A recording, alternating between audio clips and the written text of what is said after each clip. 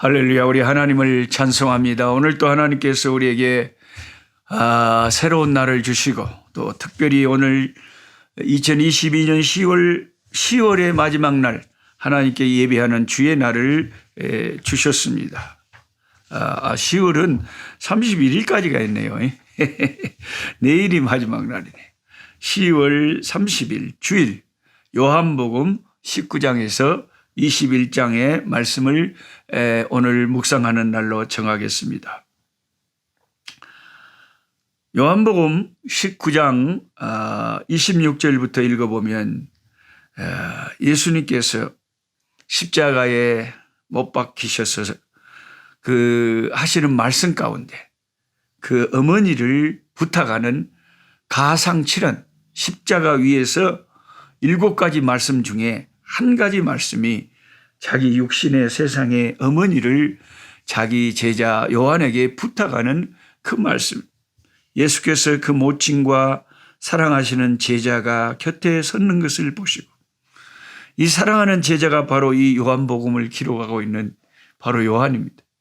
아마 요한은 무섭다고 겟세마네 동산에서 군사들이 예수님 체포하러 왔을 때 도망갔을 것입니다. 도망을 갔지만은 베드로는 자기가 한 말이 있어서 조금씩 뒤따라가다가 나중에 예수를 3번이나 부인하게 되었고 이 사랑하던 제자 요한도 처음에는 도망갔지만 그래도 군중들 틈에 끼었어요. 다시 사랑하는 주님이 십자가에 못 박히신 그 현장에 그 어머니 마리아와 함께 서서 다시 와서 주님을 바라보고 있었습니다. 예수께서 그 모친과 사랑하시는 제자가 곁에 섰는 것을 보시고 그 모친께 말씀하되 여자여 보소서 아들입니다. 이상하게 우리가 가지고 있는 성경에 단 한 번도 예수님은 그 모친을 향해서 어머니라고 말씀을 하신 게 아니라 공적으로는 항상 여자여 이렇게 말합니다. 여자여.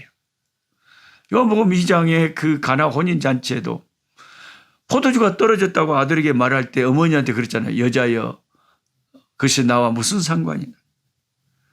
물론 그 당시에 그 여자여 하는 이 표현이 존칭의 표현이었다고 합니다. 하지만 어떤 의도적인 뜻이 있었다고 주석가들은 말합니다. 왜냐하면 예수님은 그 후에 지상의 교회가 예수님의 모친 마리아를 지나치게 숭배하고 지금 그 가톨릭 천주교처럼 성당 입구에다가 그런 주님이 십계명에 그런 거 만들지 말라고 했는데 큰 우상을 만들어 놓고 조각상을 만들어 놓고 마리아상을 만들어 놓고 거기 기도하고 그럴 것을 미리 내다보시고 주님께서 그렇게 하시지 않았을까.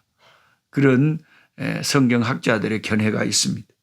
그 모친께 말씀하시되 여자여 보소서 아들이니다 하시고 또 그 제자에게 이르시되 보라 내 어머니라. 그러니까 마지막 세상을 떠나시기 전에도 예수님은 육신의 부모에 대한 효를 다 하고 있는 너무나 효성스러운 우리 주님의 모습을 보게 됩니다. 그때부터 그 제자가 자기 집에 마리아를 모시고 살았다. 이렇게 요한복음 19장에 기록이 되어 있습니다. 여기서 우리는 자식으로서 부모에 대한 효도의 모범을 보여주는 완전하신 주님의 모습을 봅니다. 주 예수님께서는 하나님 아버지에 대한 교제와 인간에 대한 효도의 의무를 온전히 수행하심으로써 자신의 완전성을 입증하십니다. 십자가에서 우리는 그 모친께 대한 주님의 친절한 염려와 사랑과 걱정을 봅니다. 온몸을 떨면서 엉엉 울고 있는 그 모친을 불쌍히 여기시는 예수님의 배려를 봅니다. 그리고 이 점에서 우리는 인간의 도리와 은혜의 계명에 따라 자녀가 부모에게 어떻게 효도를 다해야 할 것인가를 가르치시는 주님의 모습을 그 모범을 대하게 됩니다. 예수님을 잘 믿는데 부모에게 효도를 그렇게 잘하지 못한다 하는 것은 둘 중에 하나겠죠. 예수를 잘 믿는 것이 아니든지 아니면은 예수를 정말 잘 믿는다면 효도를 잘 하든지 그것은 밀접하게 관련이 돼 있다고 저는 생각합니다.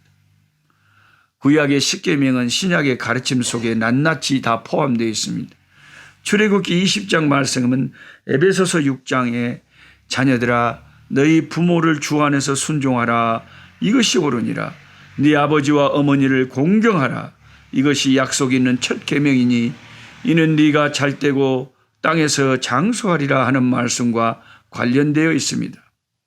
공경하라는 말은 순종 이상의 것을 말하는 거죠. 시간이 감에 따라 자녀들은 성숙한 어른으로 자라납니다. 그래서 스스로 문제를 처리하게 되며 부모의 다스림에서 벗어납니다. 그러나 아직도 자녀들은 부모를 공경할 의무를 그것을 벗어나지는 못합니다.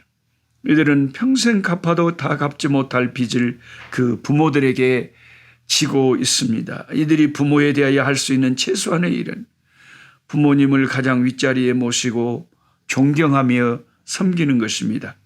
완전하신 모범자 예수 그리스도께서 우리는 에게서 그 순종과 존경심을 다 찾아볼 수가 있습니다.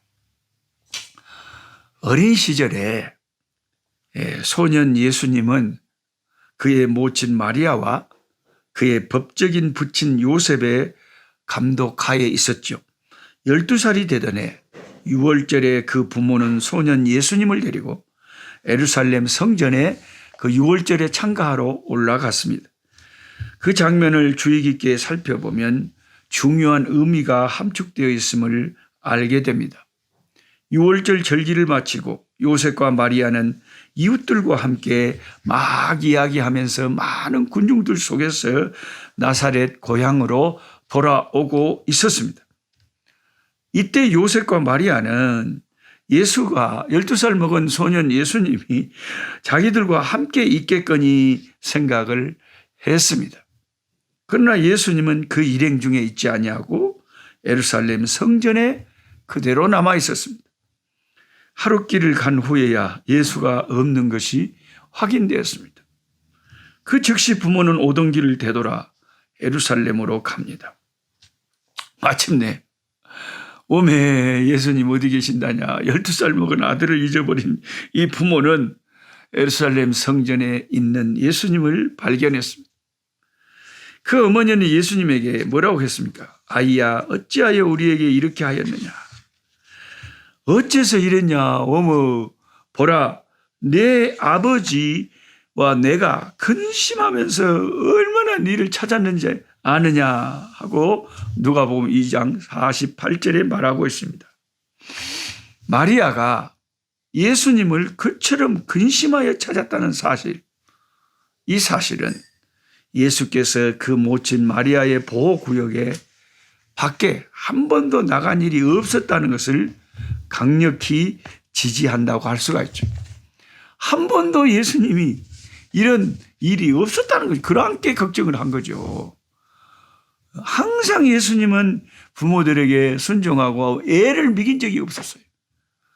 한 번도 말 안 하고 어디 집을 나가버렸거나 그런 적이 없이 항상 순종하고 받드시고 계셨는데 아니 어쩐 일인지 예수님이 같이 안 오시고 어디를 가버렸는지 그래서 근심하며 걱정하고 찾았다는 것입니다. 예수께서 마리아에게 또 그 부모에게 같이 있지 않다는 그런 일은 생소하고 이상스러운 일이었습니다. 요셉의 도움을 받아 마리아가 근심하여 예수님을 찾았다는 사실은 나사렛의 가정에서 이들 식구들 사이에 아름답고 화목한 분위기를 짐작하게 해주는 거죠. 어머니의 질문을 곧 알아듣고 예수께서 대답하신 말씀을 생각하십시오. 그가 얼마나 어머니를 순종하며 섬겼는가를 나타내 주는 대답이죠. 주님은 마리아에게 어찌하여 어머니 저를 찾으셨나요? 내가 아버지 집에 있어야 될 줄 모르셨습니까? 라고 누가복음 2장 49절에 대답합니다. 여기서 강조점은 알지 못하셨나요? 알지 못하셨습니까? 이 질문에 놓여 있습니다. 그것은 마치 예수님께서 어머니께서는 분명히 아버지 일 외에는 나를 이처럼 지체하게 만들 것이 아무것도 없다는 것을 아시고도 남음이 있지 않습니까? 어머니, 제가 하나님 아버지 일 외에 다른 일로 어디 뭐 엉뚱한데 정신을 빠뜨려 가지고 그렇지 않다는 것을 어머니가 잘 아시지 않습니까? 근데 뭘 걱정하고 찾아요? 제가 여기 있지 하고 말씀하시는 거나 똑같다는 거죠. 그 뒤에 결과도 마찬가지로 아름답습니다.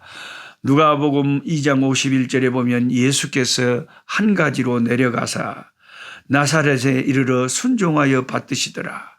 한 가지로 내려갔다. 이 말은 평상시하고 똑같이 동일하게 부모님에게 순종하여 받드셨다 하는 주님의 어린 시절에 그 효성스럽고 순종하는 모습을 성경은 우리에게 증거하고 있습니다.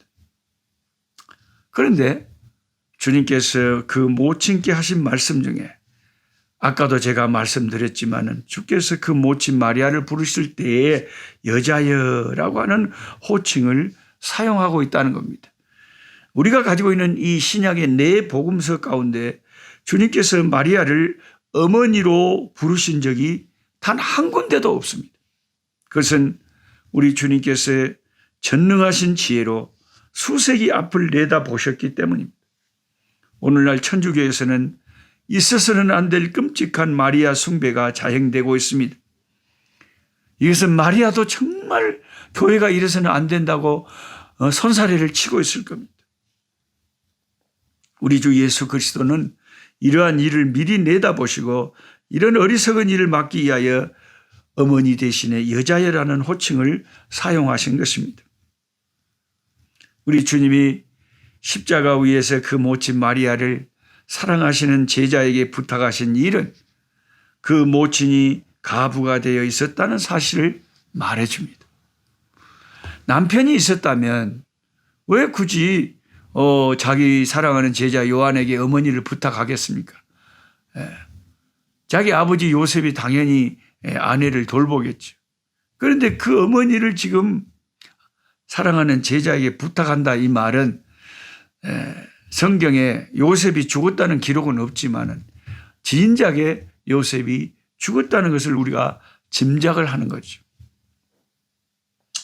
주님은 창조주의 권능을 가지신 하나님의 아들이셨지만 자신의 육신에 붙인 요셉이 죽을 때 나사로를 살리신 것처럼 살리시지 않으셨다는 것을 우리가 알게 됩니다.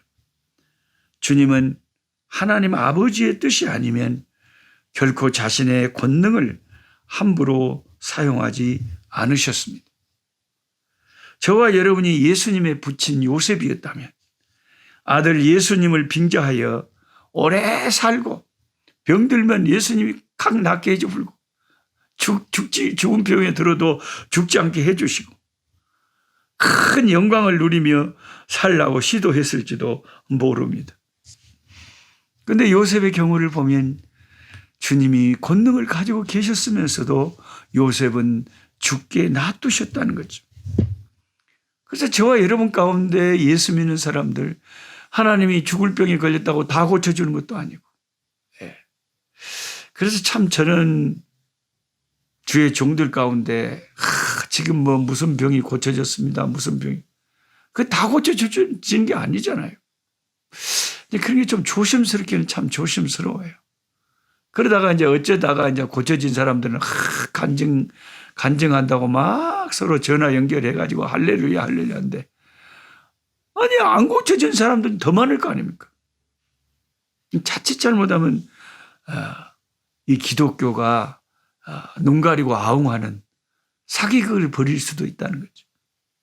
그래서 우리는 너무 이 눈에 보이는 표적을 따라서 그것을 따라다니는 신앙은 위험하다는 거죠. 하나님 말씀, 말씀 중심의 신앙으로 촉해야지. 표적이라는 것은, 이 하나님의 이 기적이라는 것은 하나님이 주실 수도 있고 안 주실 수도 있고, 그것은 하나님의 섭리와 하나님의 주권에 따라서 일어나는 일이라는 거죠. 똑같은 목사인데도 어떤 목사님은 병에 걸려서 기도할 때 하나님이 치료를 주시고, 어떤 목사님은 결국 낫지 못하고 아무리 기도해도 돌아가시더라고요. 요셉이 자기 집안의 창조주 예수님이 법적으로 자기 아들로 있습니다. 그런데 일찍 죽었어요. 이걸 여러분 무엇으로 설명하겠습니까? 요셉이 그러면 안 살고 싶었겠습니까? 그럼 예수님께 부탁 안 했겠습니까? 얼마든지 살리실 수 있었지만 나사로를 살리신 주님, 그 아버지가 일찍 세상을 떠나는 것이 하나님의 뜻이었다고 판단하신 주님은 그것에 주님의 권능을 사용하지 않으시고, 주님이 곁에 있는 그 집안의 요셉이라도 일찍 세상을 떠났다는 이 사실을 생각하면서 우리가 내 인생에 일어나는 모든 일 가운데, 물론 제가 병들었을 때 기도하지 말라는 말이 아닙니다. 기도를 해야죠. 아버지 뜻을 모르기 때문에. 그러나 아버지가 내 기도를 들어주지 않으시고 데려가신다 할지라도 우리는 주님의 뜻에 순종하고 주께 감사하며 주님의 뜻대로 행하시옵소서 하고 따라가야 된다. 이런 신앙이 더 귀한 신앙이다 하는 제 메시지입니다. 기도하겠습니다. 하나님 아버지, 참 하나님의 말씀, 이 진리는 참 놀랍고도 심오합니다. 주님께서 십자가 위에서 하신 7가지 말씀 중에 육신의 모친 마리아를 걱정하시고 그 모친을 위로하시며 사랑하는 제자 요한에게 그 어머니를 부탁하신 그 효성스러운 모습을 주님, 저희들이 성경을 통해서 알게 됩니다. 하나님, 참 어떤 그리스도인은 효도하고 싶어도 양가의 부모가 더 이상 세상에 있지 않은 그런 그리스도인도 있습니다. 부모님 살아계실 때 조금이라도 더 부모님의 마음을 행복하게 효도하고 공경할 수 있는 우리 믿음의 사람들 되게 하여 주시고, 요셉처럼 예수님의 육신의 법적으로는 부친이었지만 세상에서 일찍 세상을 떠나게 됐지만 거기에 주님께서 하나님의 뜻을 따라 자신의 능력을 사용하지 않았고 나사로를 살리신 주님께서 요셉을 살리시지는 않았다는 것을 알게 됩니다. 모든 것을 아버지의 주권과 섭리 가운데 순종하시는 주님의 모습을 우리가 알게 하시고, 우리도 우리 인생 가운데 일어나는 모든 일 가운데 열심히 주 앞에 기도하지만 하나님이 결과를 주셨을 때는 감사히 그 결과를 겸허히 받아들일 수 있는 우리의 성숙한 믿음 되게 하여 주시옵소서. 예수님의 이름으로 기도하옵나이다. 아멘. 약한 자 힘주시고 강한 자 바르게 주 환자 정택함이 주님의 뜻이라. 해 아래 압박 있는 곳 주 거기 계셔서 그 팔로 막아 주시어 정의가 선하